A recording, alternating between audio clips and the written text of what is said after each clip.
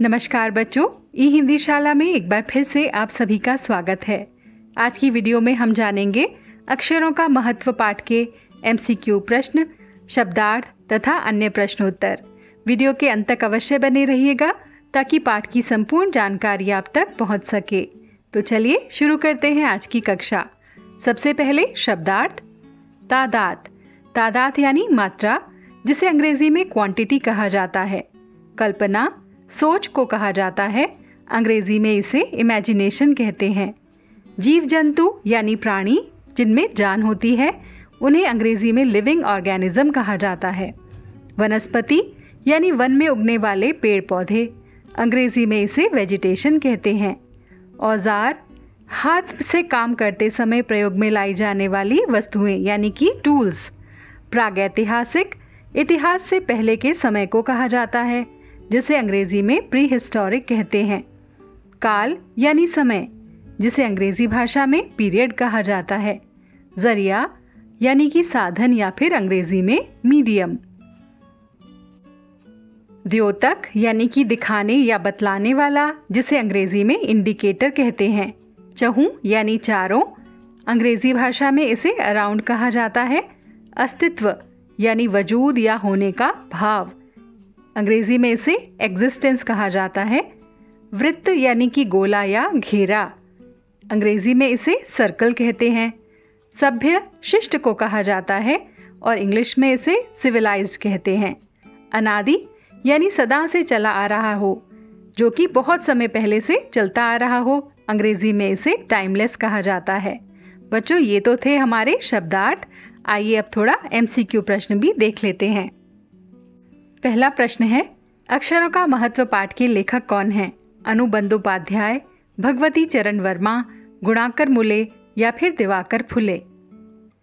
चलिए उत्तर देखें। गुणाकर मुले। धरती कितने हजार वर्ष पुरानी है? 4 अरब साल, 5 अरब साल, 3 अरब साल या फिर 6 अरब साल? आप इसका उत्तर अवश्य जानते होंगे। यदि आपने इस पाठ का वीडियो देखा है तो आपको इसका उत्तर भी आता होगा। उत्तर है 5 अरब साल। अगला प्रश्न, पुराने जमाने के लोगों के अनुसार अक्षरों की खोज कैसे हुई? अपने आप, मनुष्य ने की, ईश्वर ने की या किसी ने नहीं की? आइए उत्तर देखते हैं। उत्तर है ईश्वर ने की। अगला प्रश्न, मानव ने धरती पर कितने वर्ष पहले जन्म लिया? 50,000 साल पहले, 5 लाख साल पहले, 5 करोड़ साल पहले या फिर 5,000 साल पहले? आइए उत्तर देखें। उत्तर है 5 लाख साल पहले। अगला प्रश्न, लेखक के अनुसार अब तक दुनिया में कितनी पुस्तकें छप चुकी हैं? हजारों पुस्तकें, सैकड़ों पुस्तकें, करोड़ों पुस्तकें या फिर अरबों पुस्तकें? चलिए देखते हैं उत्तर। करोड़ों पुस्तकें। अगला प्रश्न, हम इतिहास को किसकी मदद से जान पाए हैं? कागज की, पत्थर की, अक्षरों की या फिर पुस्तकों की मदद से? चलिए देखें उत्तर। अक्षरों की मदद से। आप कहेंगे कि पुस्तकों की मदद से भी, लेकिन बेटा यदि अक्षर न बने होते तो पुस्तकें भी न होती, इसलिए अक्षरों की सहायता से हम इतिहास को जान पाए हैं। अगला प्रश्न है, इस पाठ में मनुष्य की सबसे बड़ी खोज किसे कहा गया है? पहिए को, कपड़े को, अक्षर को या फिर पानी को? उत्तर है अक्षर। अक्षरों की खोज लगभग कितने वर्ष पहले या कब शुरू हुई? 1000 साल पहले, 10,000 साल पहले, 6,000 साल पहले या फिर 2,000 साल पहले? उत्तर है 6,000 साल पहले। अक्षरों के ज्ञान से पहले मनुष्य किस प्रकार से संदेश भेजता था? आवाज रिकॉर्ड करके, चिल्लाकर, चित्रों के माध्यम से या फिर घंटी बजाकर? चलिए उत्तर देखें। उत्तर है चित्रों के माध्यम से। अगला प्रश्न, इतिहास के पहले के काल को क्या नाम दिया गया था? प्राचीन काल, आधुनिक काल या फिर प्रागैतिहासिक काल? उत्तर है प्रागैतिहासिक काल। गांवों का विकास कितने वर्ष पूर्व हुआ?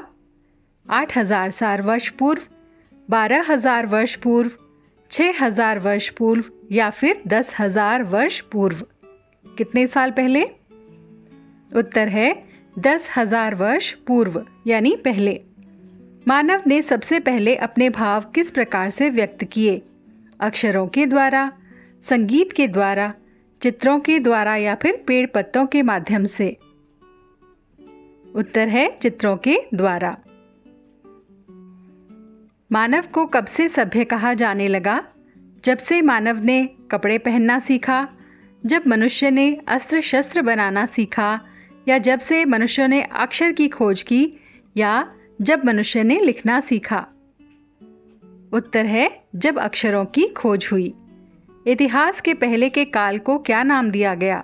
प्राचीन काल, आधुनिक काल, प्रागैतिहासिक काल या फिर मध्यकाल? उत्तर है प्रागैतिहासिक काल। सूर्य का चित्र किसका प्रतीक होता था? ज्ञान का, ताप या धूप का, विकास का या फिर औजार का? उत्तर है ताप या फिर धूप का। अगला प्रश्न। अब हम जान गए हैं कि किन अक्षरों की खोज कब हुई, किन अक्षरों की खोज किस देश में हुई, अक्षरों की खोज मनुष्य ने की है या फिर उपर्युक्त सभी? उत्तर है अक्षरों की खोज मनुष्य ने की। भाषा का स्थायी रूप कौन सा है? मौखिक, सांकेतिक, लिखित या फिर इनमें से कोई भी नहीं। स्थायी रूप का मतलब जो परमानेंट है, जो हमेशा रह सकता है। उत्तर है लिखित, क्योंकि लिखी हुई चीजें आगे के जनरेशंस जो होती हैं, पीढ़ियां होती हैं, उन तक चलती जाती हैं। मौखिक रूप तभी का तभी खत्म हो जाता है। छोटे गोले के चारों ओर रेखा खींचकर मानव किसका चित्र बनाता था? चंद्रमा का, सूरज का, चेहरे का या फिर हथेली का? उत्तर है सूरज का चित्र। तो बच्चों, ये तो थे इसके एमसीक्यू प्रश्न यानी बहुविकल्पीय प्रश्न। आइए अब लघु प्रश्न तथा पाठ में दिए गए, पुस्तक में दिए गए प्रश्नों पर चर्चा करते हैं। पहला प्रश्न, अब तक दुनिया में कितनी पुस्तकें छप चुकी हैं? उत्तर है दुनिया में अब तक करोड़ों पुस्तकें छप चुकी हैं। धरती का अस्तित्व कब से है? धरती का अस्तित्व 5 अरब साल से है। आदमी ने गांव में रहना कब से शुरू किया? करीब 10,000 वर्ष पहले आदमी ने गांव में रहना शुरू किया। मनुष्य से पहले इस धरती पर किसका राज्य था? धरती पर करोड़ों साल तक केवल जानवरों और वनस्पतियों का राज्य था। अब आते हैं विस्तृत प्रश्नोत्तर। पहला प्रश्न है, पाठ में ऐसा क्यों कहा गया है कि अक्षरों के साथ एक नए युग की शुरुआत हुई? आइए उत्तर देखें। उत्तर है अक्षरों की खोज के साथ एक नए युग की शुरुआत हुई।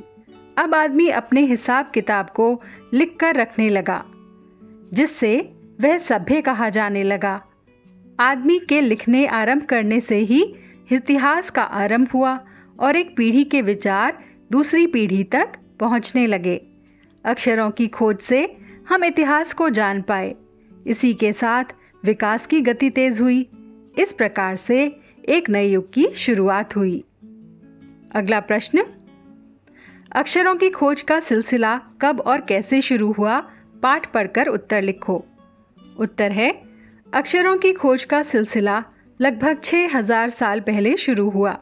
इससे पहले मनुष्य चित्रों के माध्यम से मन के भाव प्रकट करता था, जैसे पशु पक्षियों और आदमियों के चित्र बनाता था।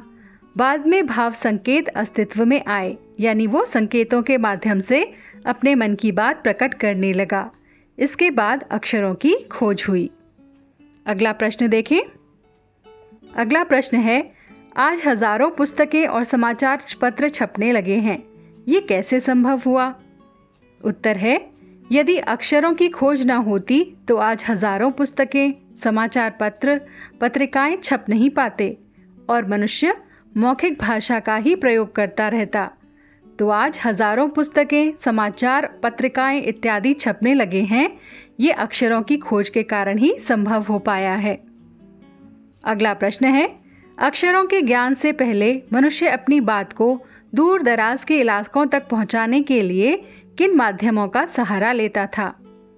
उत्तर है अक्षरों के ज्ञान से पहले मनुष्य अपनी बात को दूर दराज के इलाकों तक पहुंचाने के लिए कई तरीके अपनाता था, जैसे संकेतों के माध्यम से, पशु पक्षियों व्यक्तियों के चित्रों के माध्यम से वो अपने मन के भाव प्रकट करता था। हर वैज्ञानिक खोज के साथ साथ किसी न किसी वैज्ञानिक का नाम जुड़ा होता है, लेकिन अक्षरों के साथ ऐसा नहीं है। क्यों? पता करो और शिक्षक को बताओ। बच्चों, वैसे तो ये आपको स्वयं करना चाहिए, लेकिन हम आपको यहाँ पर उत्तर दे देते हैं। उत्तर है, हर वस्तु के आविष्कार में किसी न किसी वैज्ञानिक का योगदान रहता है, लेकिन अक्षरों की खोज किसी एक मनुष्य ने नहीं की, बल्कि अनेक व्यक्तियों के मिले जुले प्रयासों के से ये अक्षर बने हैं। यानी यहाँ पूरी मानव जाति ने प्रयास किया। अक्षरों का विकास अनेक वर्षों के प्रयास और अभ्यास से हुआ है, इसलिए इसके साथ किसी वैज्ञानिक का नाम नहीं जुड़ पाया। अगला प्रश्न देखें।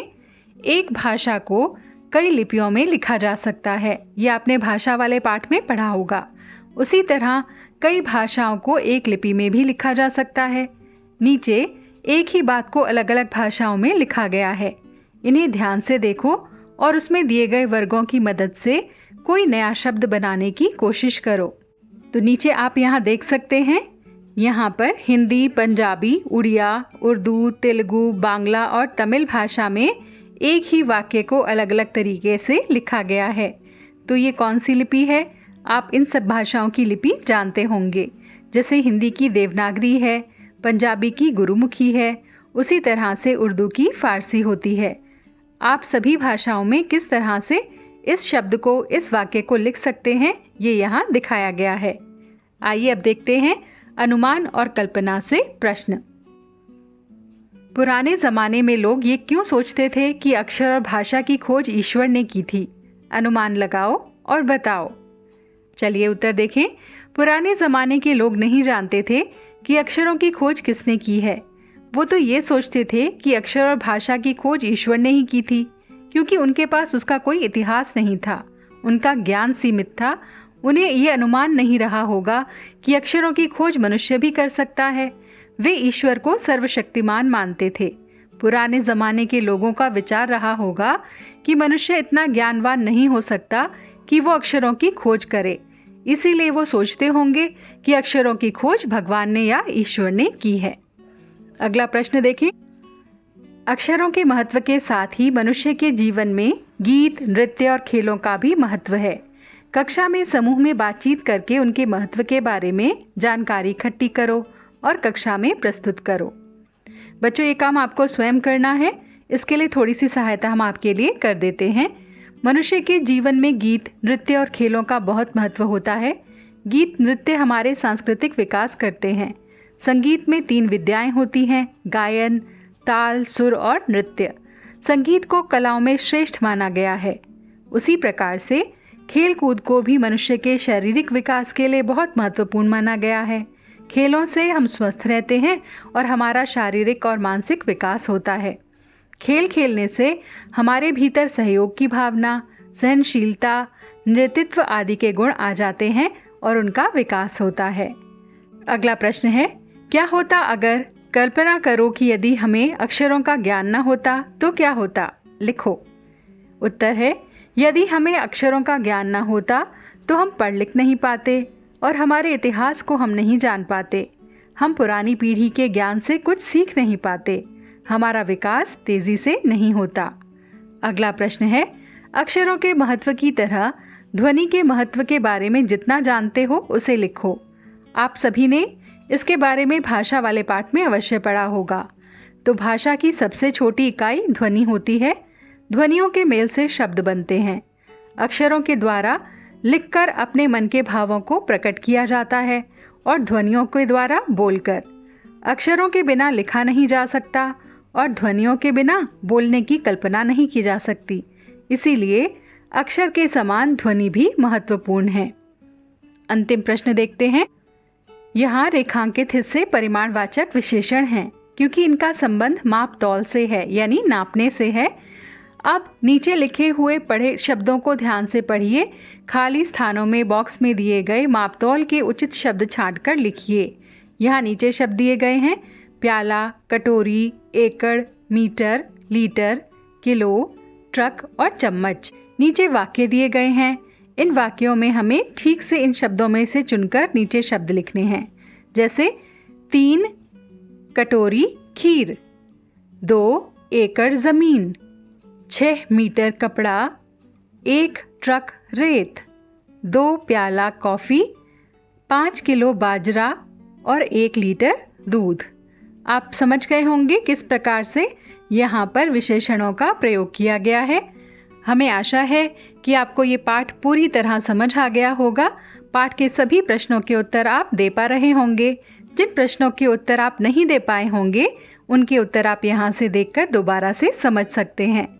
अब एक नए पाठ के साथ नए वीडियो में आपसे फिर से मुलाकात होगी। तब तक के लिए आपसे विदा चाहते हैं। विदा।